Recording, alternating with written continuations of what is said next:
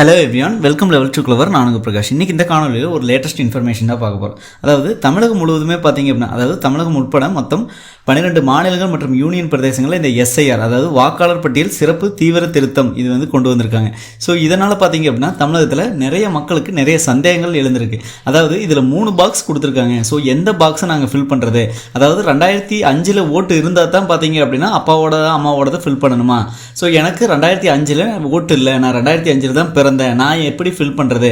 So நான் 1987க்கு முன்னாடி பிறந்துட்டேன், சிலர் 1987க்கு அப்புறம் பிறந்தேன், நாங்கள் எப்படி ஃபில் பண்ணுறது? 2002 எங்களுக்கு ஓட்டே இல்லை, ஸோ அப்பா அம்மாவோடதில் அப்பாவது மட்டும்தான் இருக்குது, அம்மாவோட ஓட்டர் ஐடி இல்லை. ஸோ இந்த மாதிரிலாம் நிறைய பேர் வந்து கேட்குறாங்க, நம்மளோட வியூவர்ஸ் மற்றும் சப்ஸ்கிரைபர்ஸ்.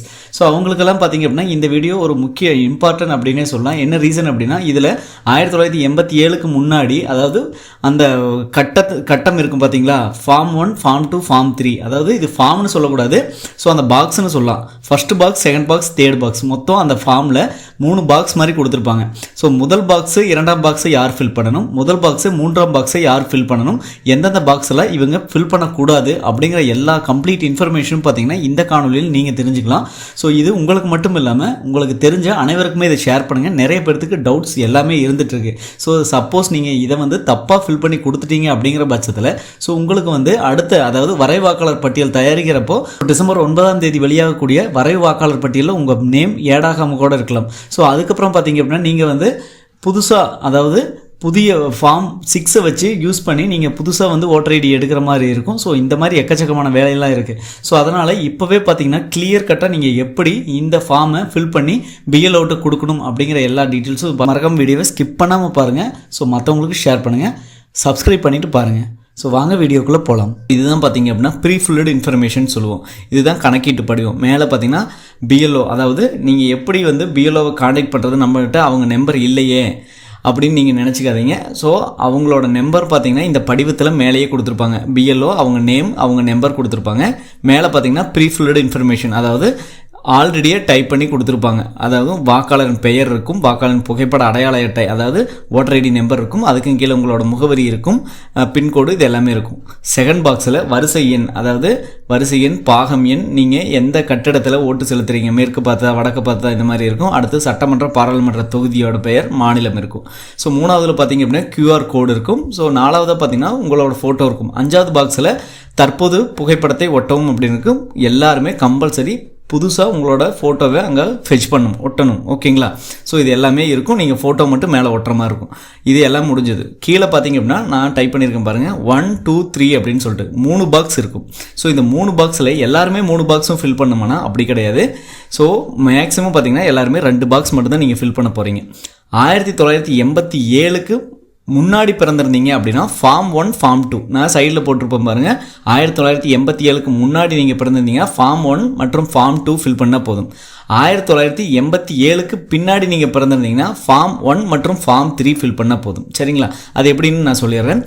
ஃபஸ்ட்டு ஃபார்மில் அதில் பார்த்தீங்க அப்படின்னா பிறந்த தேதி, ஓகேங்களா, நீங்கள் பிறந்த தேதி நீங்கள் அங்கே எழுதிக்கணும். அடுத்து ஆதார் நம்பர், உங்களோட ஆதார் நம்பர், அதாவது வாக்காளரின் பெயர்னு மேலே இருக்கும் பாருங்கள், ப்ரீ ஃபில்டு இன்ஃபர்மேஷன், அவங்க யாரோட ஃபோட்டோ வந்திருக்கோ அவங்களோட டீட்டெயில்ஸ் தான் ஃபர்ஸ்ட் பாக்ஸில் எழுதணும். அடுத்தது உங்களோட மொபைல் நம்பர் எழுதணும். மொபைல் நம்பருக்கு அடுத்தது உங்களோட தந்தை பெயர் எழுதணும். அடுத்தது தந்தையோட ஓட்டர் ஐடி நம்பர் எழுதணும். அடுத்து தாயார் பெயர் எழுதணும். தாயாரோட ஓட்டர் ஐடி நம்பர் எழுதணும். அதுக்கு அடுத்ததாக உங்களுக்கு மேரேஜ் ஆயிருந்தது அப்படிங்கிற பட்சத்தில் உங்களோட கணவன் அல்லது மனைவி பெயர் எழுதணும். ஃபர்ஸ்ட் பாக்ஸ் முடிஞ்சு. இப்போது 1987க்கு முன்னாடி பிறந்தவங்களுக்கு 2வது பாக்ஸ் ஃபில் பண்ணணும். அவங்க 3வது பாக்ஸு இல்லை அப்படின்னு சொல்லிட்டு ஸ்ட்ரைக் அவுட் பண்ணி விட்டுறணும்.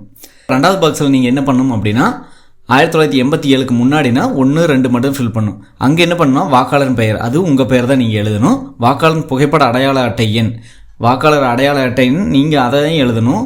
மேலே நீங்கள் எழுதுந்து அதையும் எழுதணும். கீழே உறவினர் பெயர், உறவினர் பெயர்னால் உங்களோட ஓட்டர் ஐடியில் ஸோ உங்களோட அப்பா பெயர் என்ன இருந்ததோ அதை நீங்கள் எழுதணும், அல்லது உறவினர் பெயர் என்ன இருந்ததோ அதை எழுதணும். கார்டியனா கார்டியன் எழுதணும். அடுத்தது உறவுமுறை, தந்தை அப்படின்னு எழுதணும். அடுத்து மாவட்டம், அடுத்தது மாநிலம், அடுத்து சட்டமன்ற தொகுதியின் பெயர் எதுவோ அதை எழுதணும். அடுத்தது கீழே பார்த்தீங்கன்னா சட்டமன்ற தொகுதியின் எண் மற்றும் பெயர் எழுதணும், பாகம் எண் எழுதணும், வரிசை எண் எழுதணும். ஸோ 2005 இந்த எஸ்ஐஆர் வந்து தமிழகத்தில் கொண்டு வந்தாங்க. அப்போது உங்களோட பாகம் எண் என்ன, வரிசை எண் என்ன, அதை தான் எழுதணும். அது நீங்கள் பிஎல்ஓட்டு கேட்டீங்க அப்படின்னாலே, அதாவது பூத் லெவல் ஆஃபீஸர்கிட்ட கேட்டிங்கன்னா அவங்களே சொல்லிடுவாங்க. இப்போ இருக்கக்கூடிய பாகம் நம்பர், வரிசை நம்பர் நீங்கள் 2வதுல கீழே எழுதக்கூடாது. ஓகேங்களா? 2005 எப்படி இருந்ததோ அது மாதிரி தான் எழுதணும். ஓகேங்களா? ஸோ நீங்கள் 1987க்கு முன்னாடி பிறந்தீங்க 1, 2 மட்டும் ஃபில் பண்ணிவிட்டு 3 ஸ்ட்ரைக் அவுட் பண்ணிவிட்டு இல்லை அப்படின்னு சென்டரில் எழுதிடணும். அதுக்கு கீழே உங்களோட சிக்னேச்சர் போட்டு, கீழே பிஎல்ஓ சிக்னேச்சர் போட்டு ஒரு ஃபார்ம் உங்கள்கிட்ட கொடுத்துருவாங்க. இன்னொரு ஃபார்ம் பார்த்தீங்கன்னா, அதாவது இதே 2 காப்பி கொடுப்பாங்க. ஒரு ஃபார்ம் அவங்க எடுத்துகிட்டு போயிடுவாங்க. ஓகேங்களா? ஸோ இதுதான் பார்த்தீங்கன்னா கணக்கீட்டு படிவம் ஃபில் பண்ணுறது. ஒருவேளை நான் 1987க்கு அப்புறம் தான் பிறந்தேன் அப்படின்னா எதை ஃபில் பண்ணேன்னா 1, 3 மட்டும் ஃபில் பண்ணேன். 2 வந்து ஸ்ட்ரைக் அவுட் பண்ணி இல்லை அப்படின்னு எழுதிடணும். 3வது பாக்ஸ் பார்த்தீங்க அப்படின்னா, முந்தைய சிறப்பு தீவிர திருத்தத்தின் பட்டியலில் உள்ள வாக்காளர் உறவினர் பெயர். உறவினர் பெயரில் பார்த்தீங்க அப்படின்னா உங்கள் அப்பா பெயர், தந்தை பெயர் எழுதிங்க. தந்தையோட ஓட்டர் ஐடி நம்பர், தந்தை உறவினரின் பெயர் அப்படின்னு கேட்டீங்கன்னா உறவினர் பெயர், அதாவது அப்பாவுக்கு அவரோட உறவினர் பெயர் என்னன்னா தாத்தா பெயர் நீங்கள் அங்கே எழுதணும் உறவினர் பெயரில். அடுத்தது உறவு முறைனா அவங்களுக்கு அவங்க தந்தை அப்படின்னு எழுதணும். மாவட்டம், அடுத்து மாநிலம், சட்டமன்ற தொகுதி. ஸோ கீழே பார்த்தீங்கன்னா அப்போ 2005 அப்பாவோட ஓட்டர் ஐடியில் இருக்கக்கூடிய பாகம் நம்பர், வரிசை நம்பர், இதெல்லாம் நீங்கள் எழுதிடணும். எழுதிட்டு கீழே உங்களோட சைன் தான் போடணும். ஓகேங்களா? போட்டு கீழே பிஎல்ஓட்ட ஒரு சைன் வாங்கி நீங்கள் ஒரு காப்பி நீங்கள் வச்சுக்கலாம், இன்னொரு காப்பியை அவங்களுக்கு கொடுத்துடலாம். ஒரு காப்பி எதுக்காகனா அக்னாலஜ்மெண்ட்டுக்காக. ஓகேங்களா? ஸோ இவ்வளோ தான் பார்த்தீங்க அப்படின்னா 1987க்கு முன்னாடி யார் பிறந்திருந்தாலும் எப்படி ஃபார்ம் ஃபில் பண்ணுறது, 1987க்கு பின்னாடி யார் பிறந்திருந்தாலும் அவங்க எப்படி ஃபார்ம் ஃபில் பண்ணுறது அப்படிங்கிற எல்லா இன்ஃபர்மேஷன்ஸும் நம்ம இந்த வீடியோவில் நம்ம பார்த்துருப்போம். கண்டிப்பாக இந்த வீடியோ உங்களுக்கு ஒரு உதவிகரமாக இருக்கும். உதவிகரமாக இருந்தால் மற்றவங்களுக்கு ஷேர் பண்ணுங்கள். மற்ற வீடியோவில் சந்திக்கும் வரை உங்களிடமிருந்து விடைபெறுவது உங்கள் பிரகாஷ். கடினமாக இருங்கள் மக்களே.